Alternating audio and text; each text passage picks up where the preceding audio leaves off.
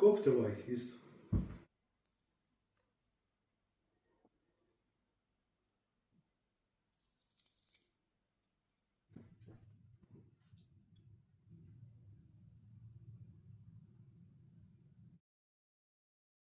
Dobrodošli, dragi moji.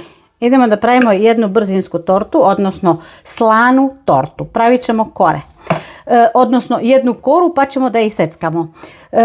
Ja sam ovdje stavila 5 komada jaja, dodat ćemo jednu malu kašičicu soli. I to ćemo da umiksamo penasto. Evo, dragi moji, kad smo onako penasto ova naša jaja umotili, ovdje sam spremila 5 kašike mleka, 5 kašike ulja i 3 kašike mlake vode. I dodat ćemo sve tu.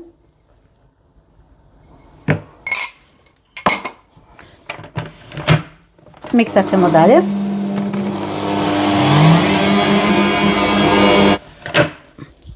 Kad smo ovo sve sjedinili, ova žica nam više ne treba jer ide posle mešanje rukom. Dodat ćemo jedan prašak za pecivo.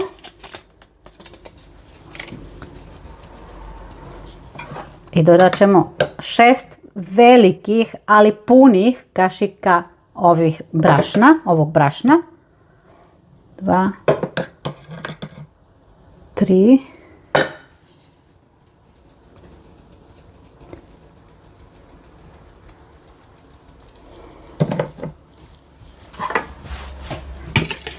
Promešat ćemo malo.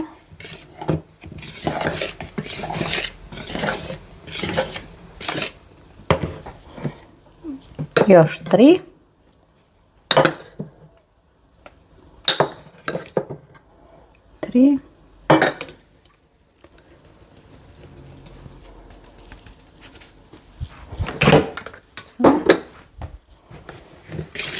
Sjedinit ćemo ovo. Ringlu smo uključili na 190 stepeni. Dodat ćemo 2 kašike ajvara. Ja imam kupljen, ali ovo da vam kažem, ljudi, ovo je najbolji ajvar ikada. 2 velike kašike ovog ajvara. Pogledajte koliko je lep.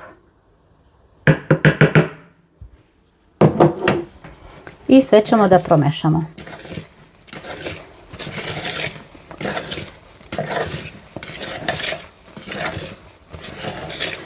Od ovoga ćemo da napravimo jednu onako slanu rolat tortu.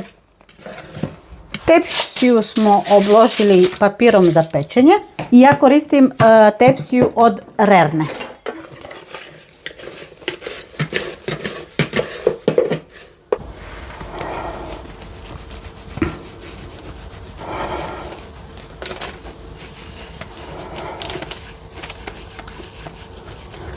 Ravnomerno rasporediti ovu našu smesu. Koliko je ona vazdušasta, ja mislim da vi čujete, kad bi čuli odnosno. Ide na pečenje na 180 do 190 stepeni. Ne treba ovo dugo da se peče, znači jedno 10-15 minuta.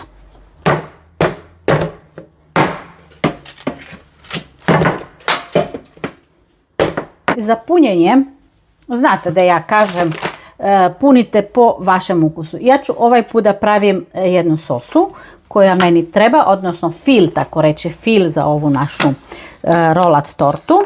I dok nam se kora peče, mi ćemo to da napravimo. Ovdje imam 300 grama ovog sira, krem sira. Imamo 200 grama kiselu pavlaku i imamo grčki jogurt. Evo tako. Majonezu ćemo da stavimo po potrebi. Tako da ćemo majonezu na kraju da stavimo. Dodat ćemo 3 velike ove kašike grčkog jogurta.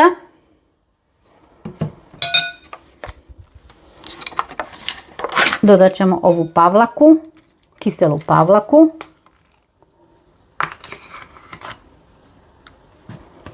I dodat ćemo ovaj sir što sam rekla. I to će da nam bude fil za našu tortu. Ako imate malo vode u ovom siru ili u kajmaku, ispraznite to bolje.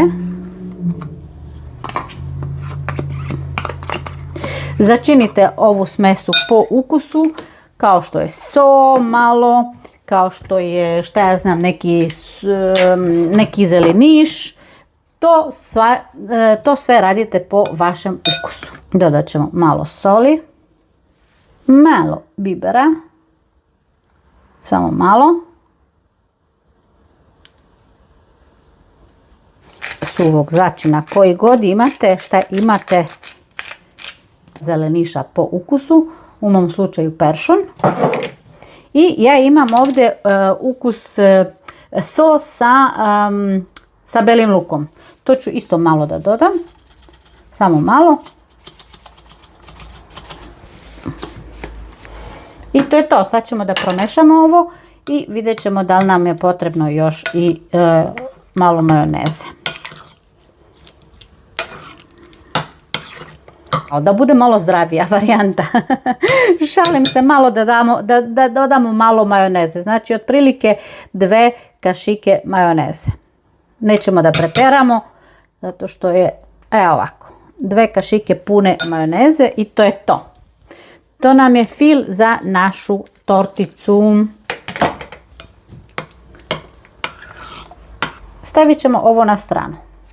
Sad, što se punjenja tiče, ljudi moji, ja ću da vam kažem ponovo, stavite šta god želite. Ja imam ovdje šunkaricu, imam svašta nešto da isečem, znači iseckat ću onako sitno i vidjet ću kako ću i koliko mi ovo treba. To sve po vašem ukusu i koliko vi želite da vam ovo bude bogato. Kiseli krastavci obavezno i dodat ćemo 1, 2, 3 kuvana jaja. Kora je pečena, ja sam je izvadila, pekla sam je otprilike 10-12 minuta na 190 stepeni, 185 do 190 stepeni, to sve zavisi od vaše rerne. Ovdje sam iseckala 2 ove tetrapake, 2 različite šinke, šunkarice i krastavci, što obavezno ide u ove slane poslastice, znači krastavci obavezno, sad ćemo krastavce da isečemo sitno i onda idemo na jaja. Evo ovako, dragi moji, mi ćemo ove krastavce koje smo iseckali dodati ovdje u ovaj naš fil. Međutim, nama treba ovaj fil za premazivanje gornje strane, tako da ću da odvojim malo od ovog sira, od ovog fila, odvojit ću malo bez krastavca.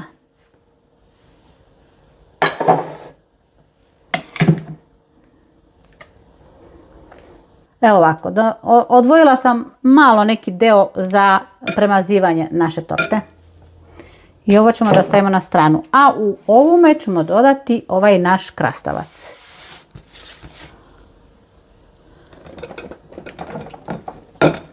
Da ćemo sve to da promešamo i da sjedinimo.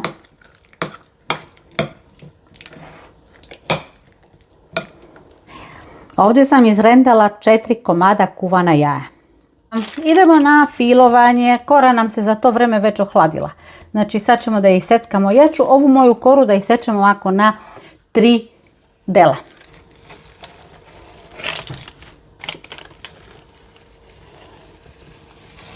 Evo, dragi moji, ja sam otprilike isekla, kao što sam rekla, na 3 jednaka dela.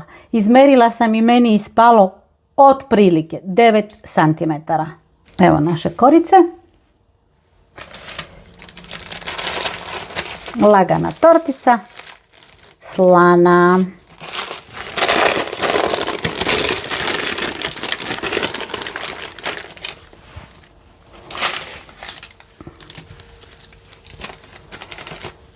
Idemo sad na filovanje, dragi moji. Dodat ćemo pola ovog fila ovdje, odnosno malo manje od pola. Premazat ćemo malo.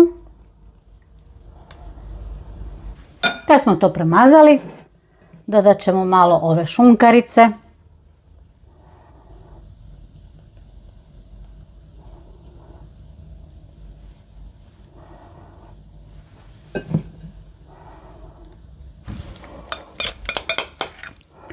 Dodat ćemo samo malo ove smese da kako bi nam se ova kora lepila.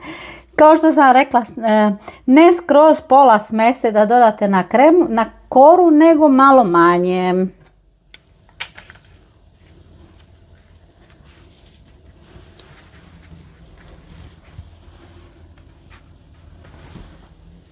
I ponovo našu smesu i sve tako dok ne završimo.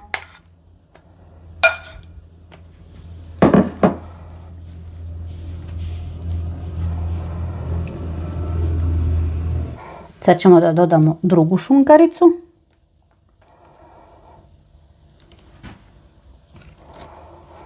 Slano predjelo za sve vrste slavlja. Radi se brzo, jednostavno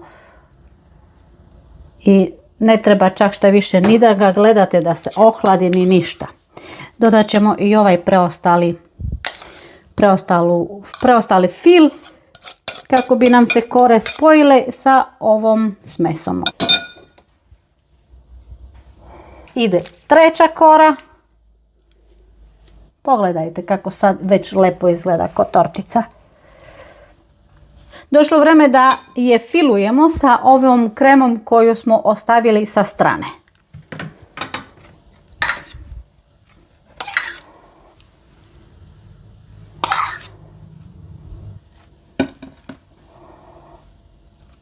Ovo i ne treba nešto puno da se maže, zato što ćemo da stavimo poslije još nešto preko.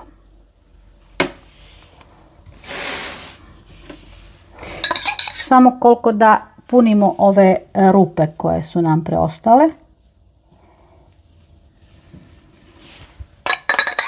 Dodat ćemo još i malo rendanog sira. Ja ovdje imam neki rendani sir, kupljen tako, već izrendano, a vi možete bilo koji sir da stavite. E sad dekorišite kako vi želite i kako vam se sviđa. Ja ću sa strane da stavim sira.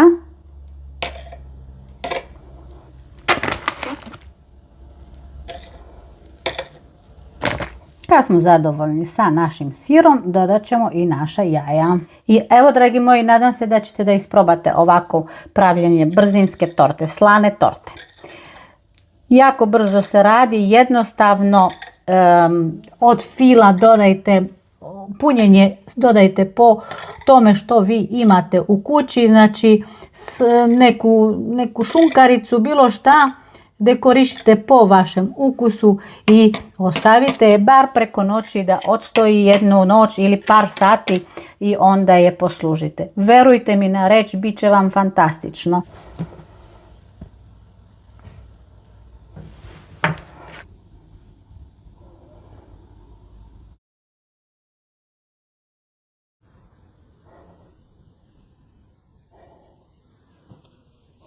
Pečenica je